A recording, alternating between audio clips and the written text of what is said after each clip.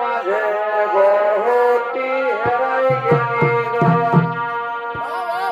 আমার চিনা দশা হেলি গো আজ লতে ভিড়ে বহুটি হেরাই গেলি গো আর কবে গেলি গো কবে গেলি গো কবে গেলি গো কবে গেলি গো আমার কিনা দশা হেলি গো ভিড়ের মাঝে বহুটি হেরাই গেলি আমার কিনা দশা হেলি গো ভিড়ের মাঝে বহুটি হেরাই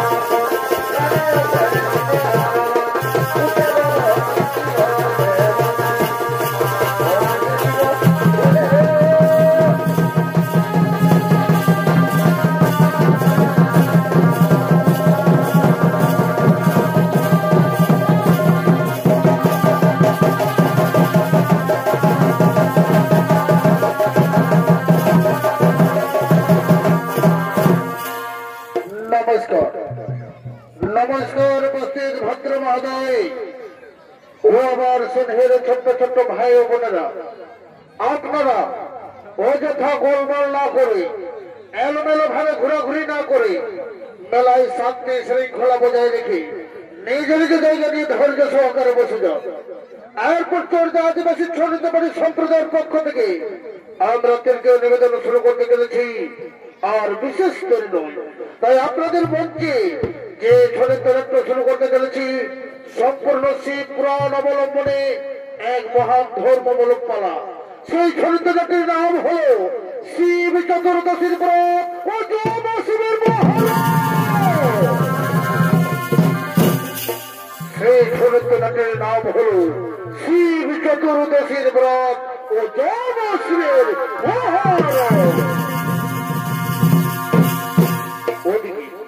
ওদিকে বাবা ভোলা মহীশূর তিনি গভীর অরণ্যে এক বেল গাছের তলায় আবির্ভূত হতে চলেছে।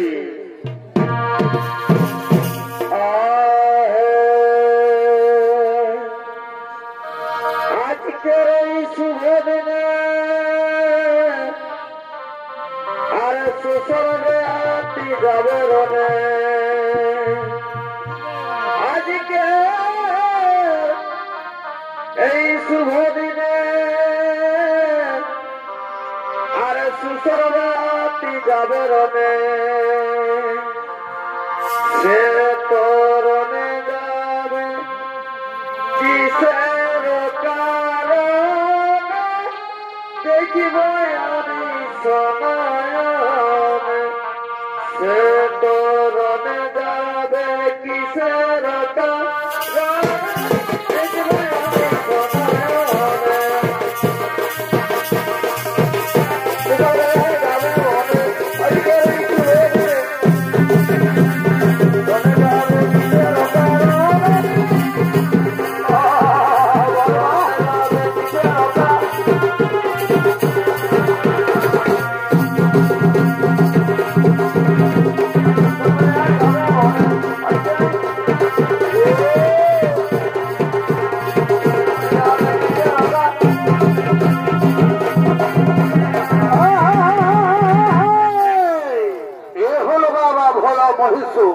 আর এই মহেশ্বরের ভূমিকায় নৃত্য পরিবেশন করে দেখাবেন নাগাল্যান্ড থেকে আগত এক তরুণ নৃত্যশিল্পী জাগরু মাহাতো।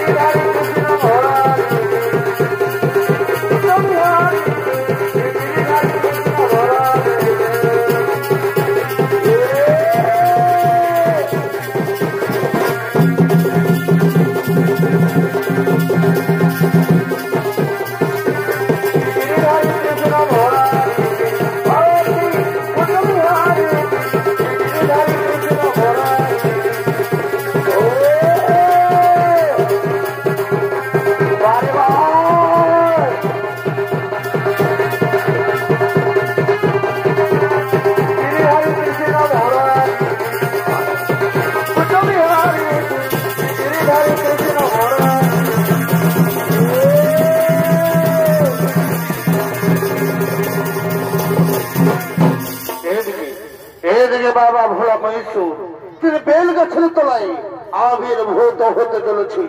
আর ওদিকে সুসর ব্যাগ প্রতিদিন শিকার করে আর সেই শিকার বিক্রি করে তার সংসারের দিনপাত চালায়। তাই ওদিক থেকে আগমন করছেন সুসর ব্যাগ।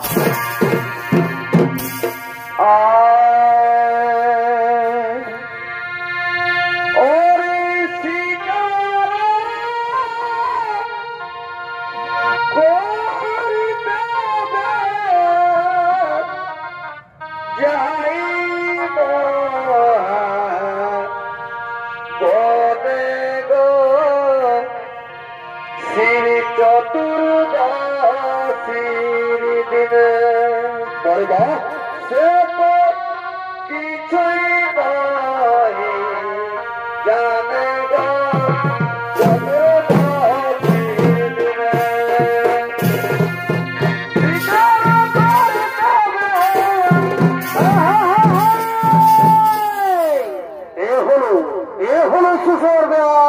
তিনি প্রতিদিন শিকার করে আর সেই শিকার বিক্রি করে তার সংসারের দিনপাত চালায়। তাই সুসর বেহাদের ভূমিকায় নৃত্য পরিবেশন করে দেখাবেন একদীয় তরুণ ছৌ নৃত্যশিল্পী পরিতোষ মাহাতো।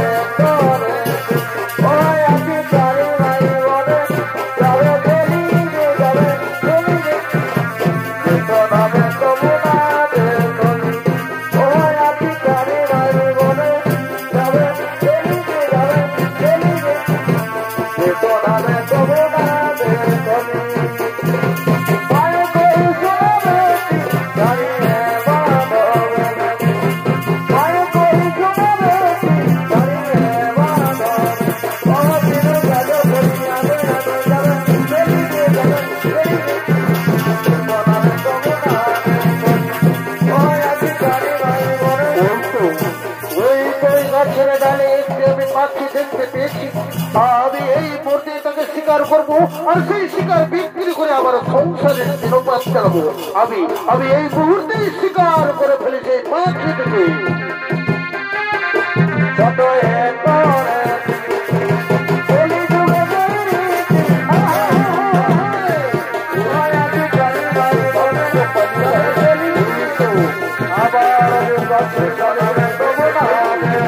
আমি এই মুহূর্তে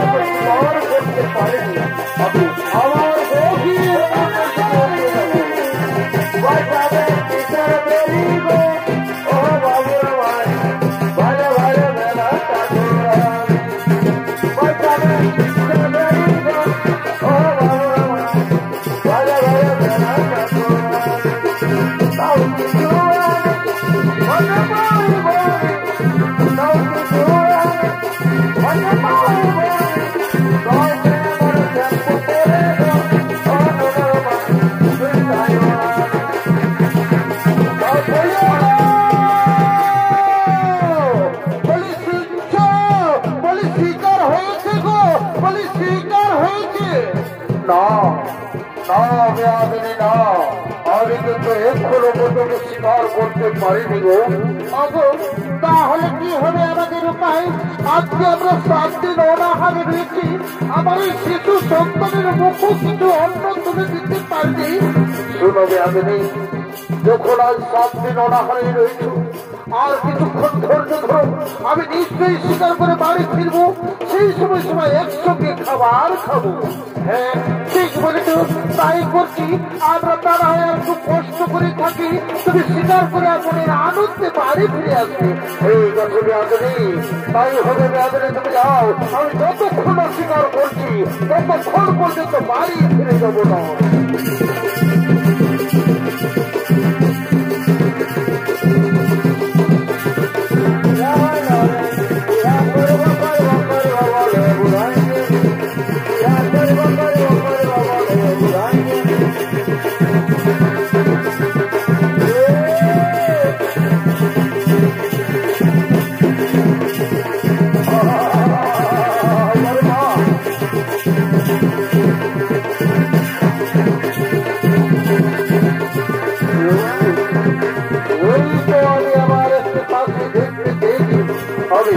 আমি এই মনে তাকে শিকার করবো, আর শিকার করে মনের আনন্দে বাড়ি ফিরে যাবো।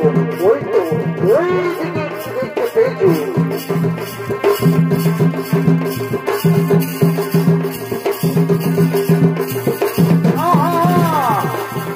ভগবান, আজকে আমি 7 দিন অনাহারে রয়েছি।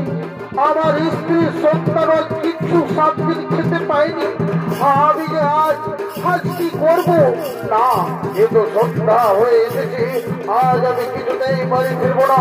আমি যতক্ষণ না শিকার করছি ততক্ষণ কিন্তু বাড়ি ফিরে আমি যাবো না। ওই তো ওই বেড়ে গাছের ডালে আমি সারা রাত্রে বসে থাকবো। হে ভগবান, আজ তুমি আমায় কেন দুঃখ কষ্ট দিচ্ছ?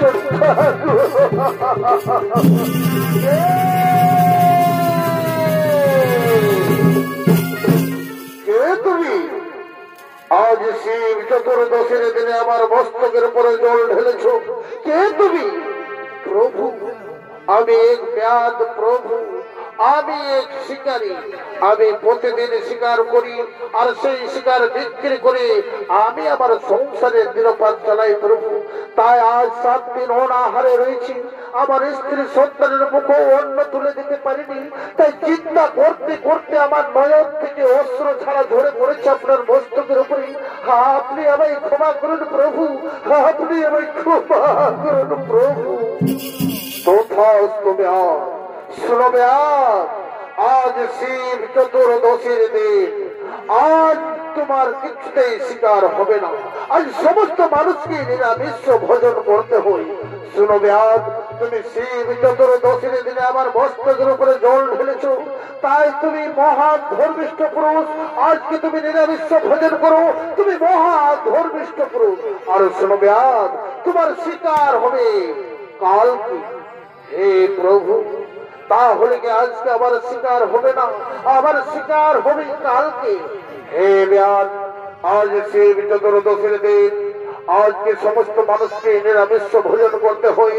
তাই তোমার আজকে শিকার হবে না, তোমার শিকার হবে কালকে।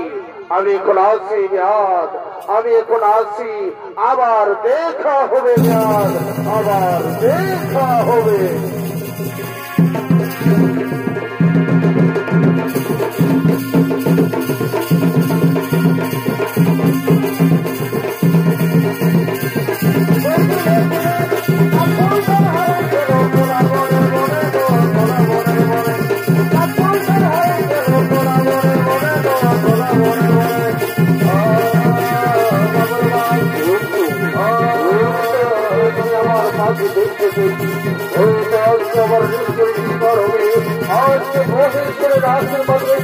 আমি শিকার করি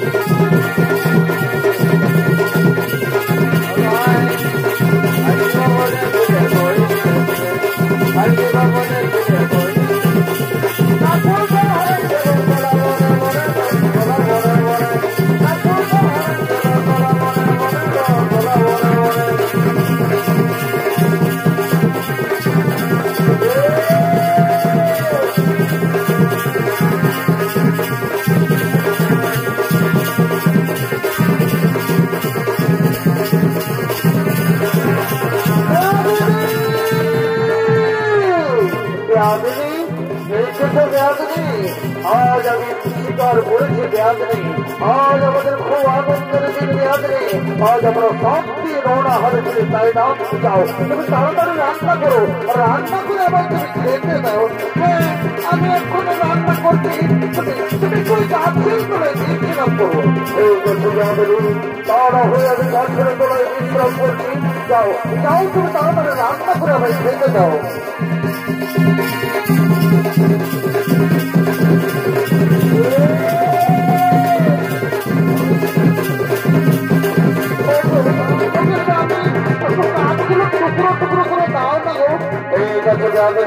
তারা হয়ে আমি কাঠগুলো টুকরো করে দিচ্ছি, আমার পুরোন কিন্তু একটু ঝাল করে দিই।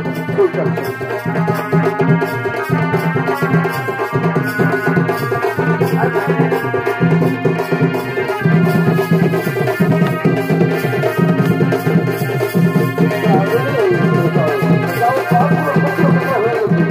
তাড়াতাড়ি রান্না করো।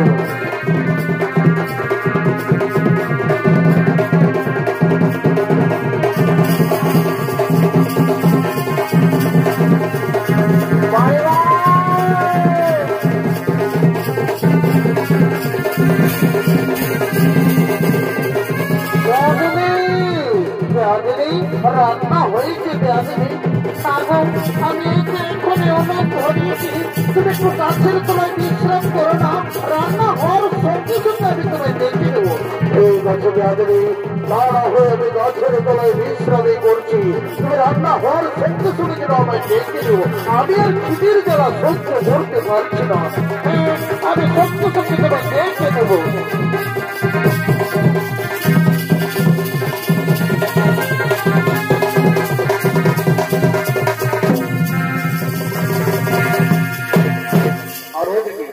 ওদিকে বাবা ভোলা মহেশ্বর তিনি ভিখারির ছদ্মবেশে এসে আজ সুসর ব্যাগকে পরীক্ষা করার জন্য করছেন আগমন।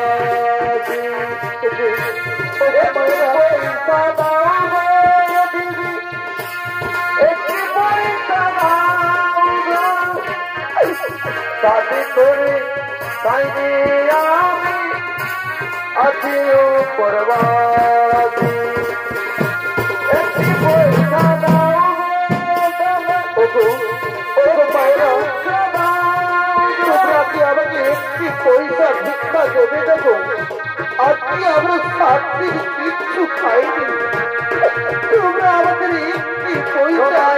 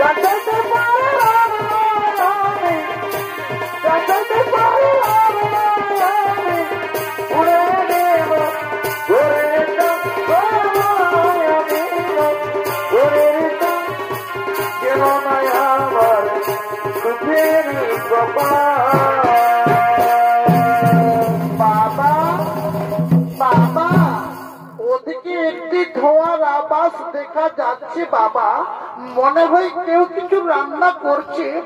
আমাকে একটু খাবার তাদের কাছে চাইয়ে দাও না বাবা। ওরে বাবা, কি বলবো রে বাবা, আমাদের দুঃখের কপাল।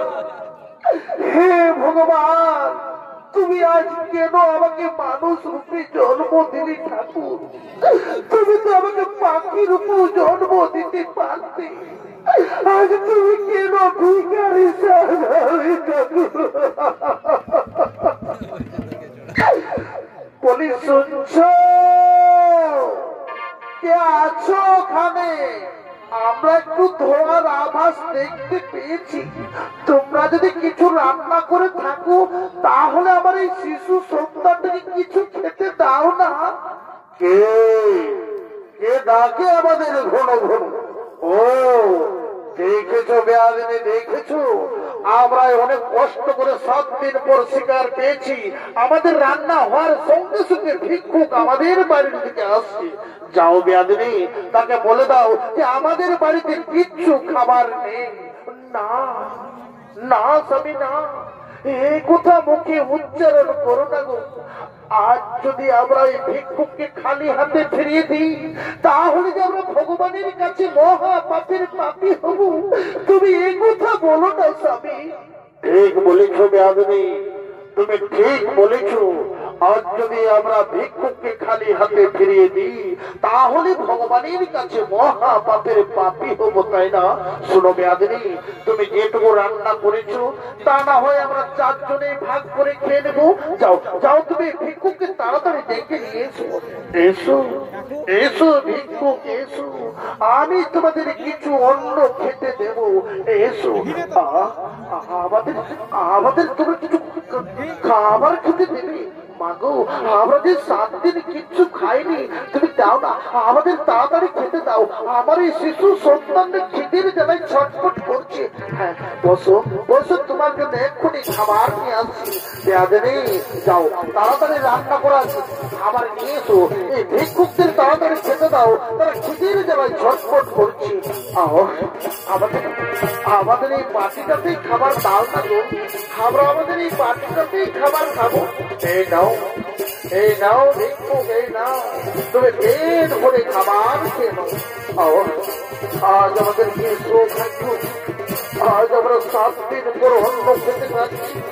ভগবান, তোমার ছিল না, আমি কিচ্ছু বুঝতে পারছি না। বাবা বাবা, আমাকে দাও না বাবা, খেতে দাও না। এই দেব তো পেট ভরে জীবন বেটা হরিনা বেটা। আমার কি আনন্দ, আমার কি আনন্দ।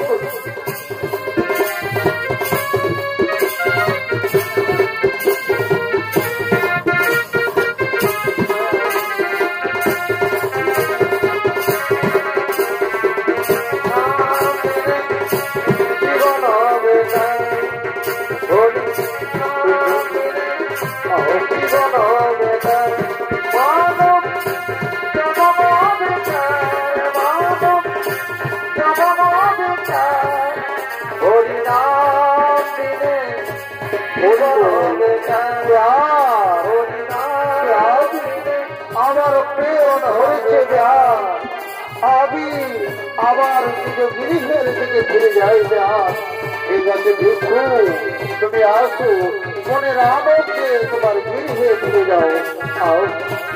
আসি বিহার, হয়তো তোমার সঙ্গে আবার দেখা হবে বিহার, আবার দেখা হবে।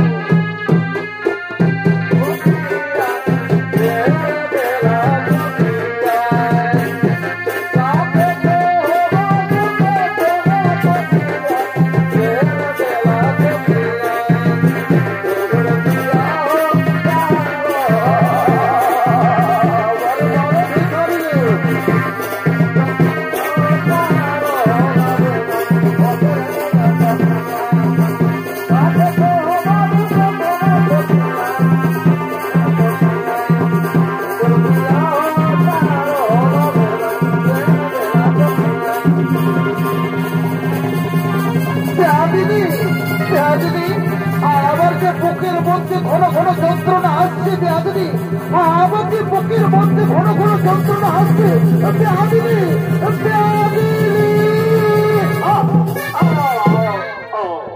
শুনি দর্শক মন্ডলী, আজ শ্বশুর ব্যাধ তিনি 7 দিন অনাহারে ছিলেন এবং 7 দিন পর তিনি স্বীকার করেন। আর স্বীকার করার রান্নার সঙ্গে সঙ্গে আজ বাবা ভোলা মহেশ্বর ভিখারির ছদ্মবেশে এসে তার সমস্ত খাবার খাইয়ে দেয় এবং শ্বশুর ব্যাধ খিদের জ্বালায় সঙ্গে সঙ্গে তার প্রাণ হারায়। ওগো স্বামী দেবতা, কি করলে প্রভু? আজ তোমার খাবার তুমি না খেয়ে ওই ভিক্ষুককে করলে না, আর সঙ্গে সঙ্গে তুমি খিদের জ্বালায় হারাইলে প্রাণ। এই ছিল গোপালে বিধি, এই ছিল গোপালে,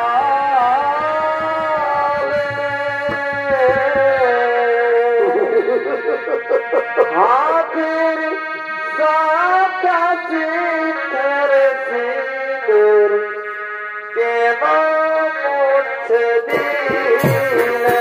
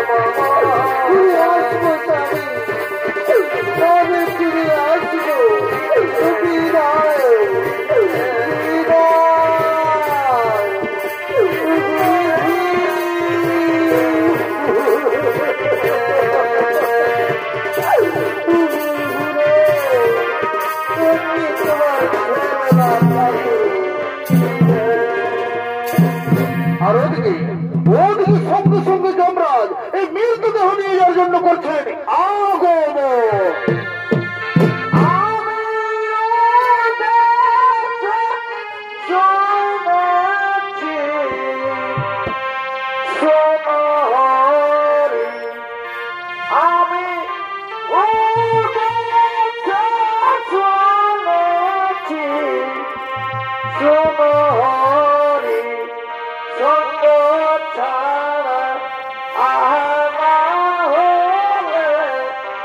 বন্ধু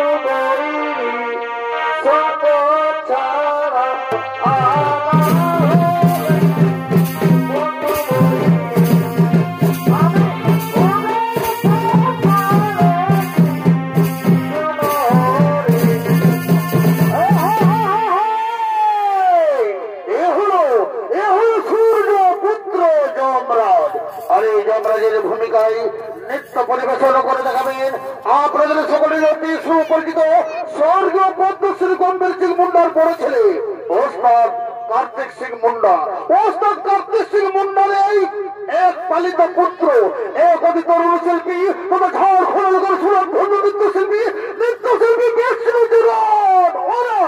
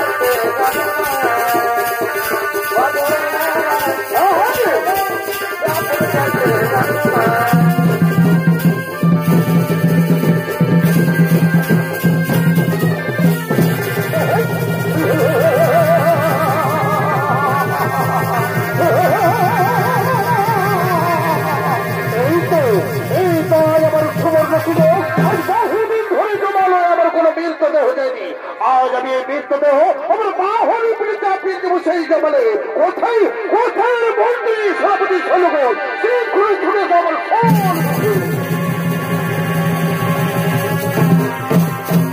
আদেশ করুন মহারাজ। শোনো শোনো মন্ত্রী, শোনো সেনাপতি, আর শোনো যত সৈন্যগণ, আজ বহুদিন ধরে আমার জমালয়ে কোনো মৃতদেহ যায়নি, তাও তোমার বাহন উপরে চাপিয়ে দেবো মৃতদেহ সেই জমালে।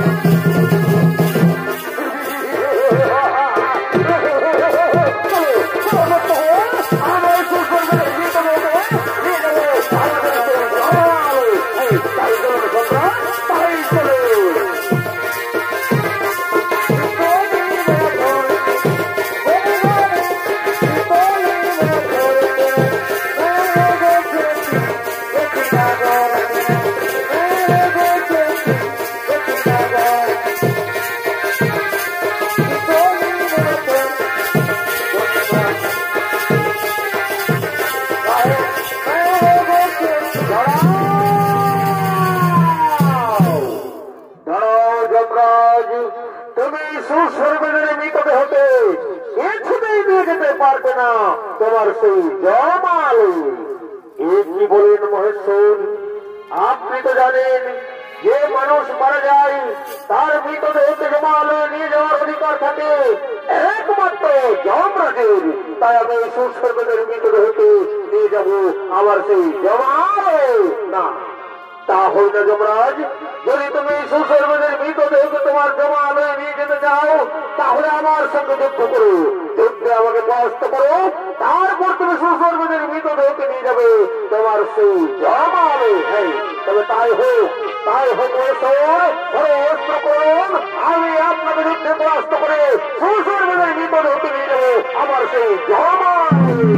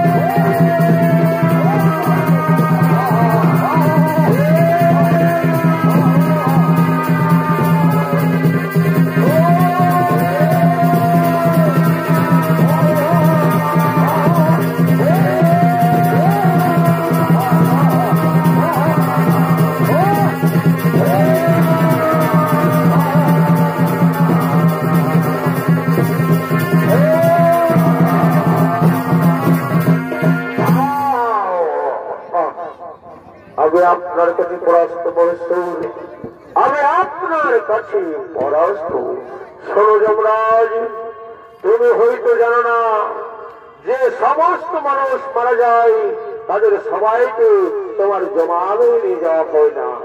যে সমস্ত মানুষ হয় অধার্মিক, যারা মানুষকে কূটনীতি শিক্ষা নেই, যারা সর্বদাই অধর্মের পথে চলে, যারা মদ মাংস খেয়ে গৃহস্থ সংসারে অশান্তির সৃষ্টি করে, যারা হয় নারী লোভী, সেই সমস্ত মানুষ মারা গেলে তাদের মৃতদেহকে নিয়ে যাওয়া হয় তোমার জমালয়।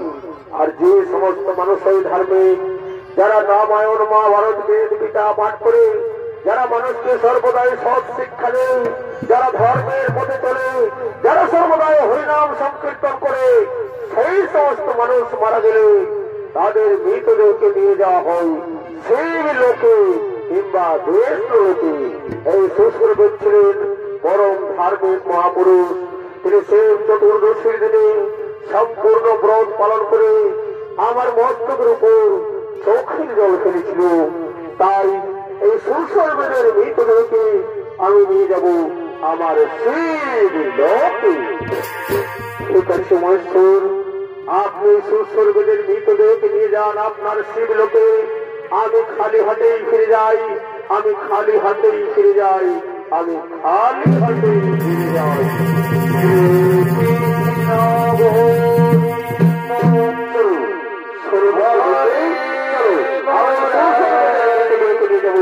আমার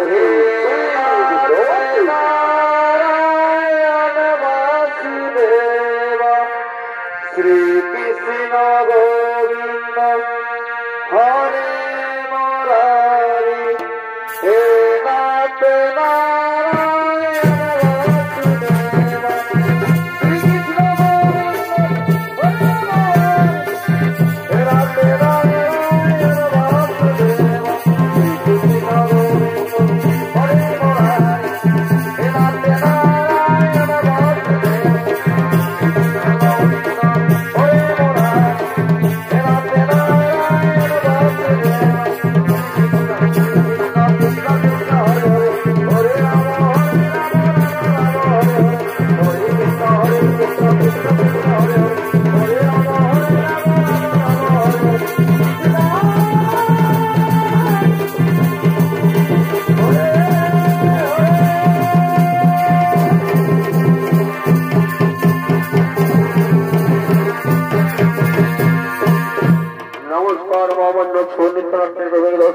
আমার মা ভাই বোনেরা, উস্তাদ কার্তিক সুমরা ছৌ সম্প্রদায়ের পক্ষ থেকে শিব চতুর্দশীর ব্রত, শিব জমের মহারণ ছৌ নৃত্য করা সমাপ্ত হলো।